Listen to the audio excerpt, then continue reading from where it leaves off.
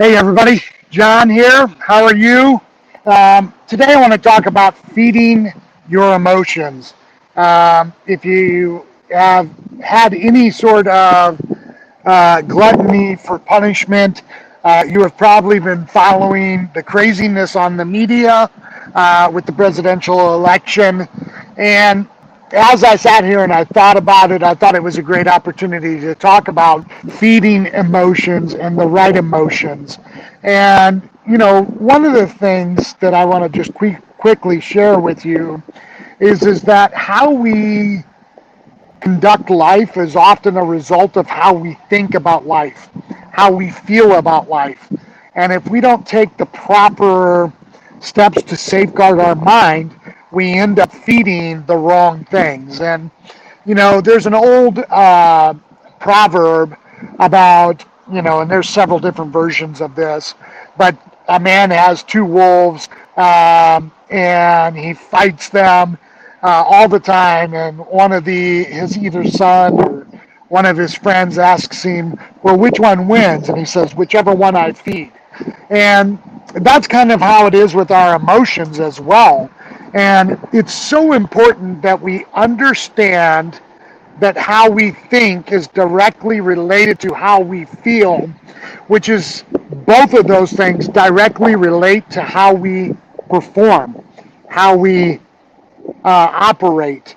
And I want to encourage you guys in a time of negativity and a time of polarizing things on TV and how all that stuff is playing out, that we should be a people that really feeds the right emotions, emotions of hope, emotions of courage, emotions of positivity, right? Love and kindness and respect to one another.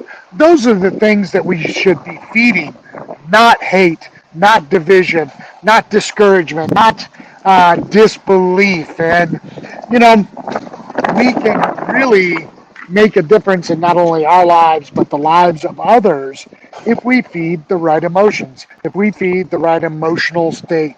Um, and, you know, there's several ways that we consume things that are not good for us, whether it's through engaging in gossip, if it's engaging in um, um, narratives that don't really help us be productive.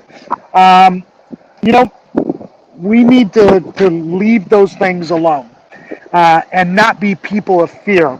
And I know not everybody shares my faith, and that's okay. You don't have to.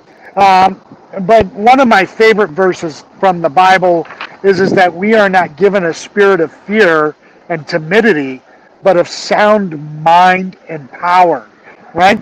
And how does that come about? It comes about by feeding the right things into our mind, into our heart.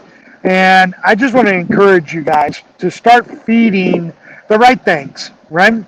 And, here's kind of how I'm going to finish this out. What are you feeding right now? Are you feeding fear? Are you feeding negativity? Are you feeding disbelief? Are you feeding abandonment? What are you feeding?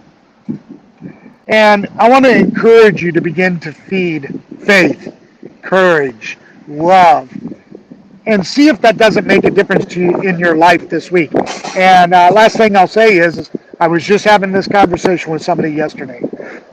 They tend to be a little more pessimistic and a little more negative in their outlook.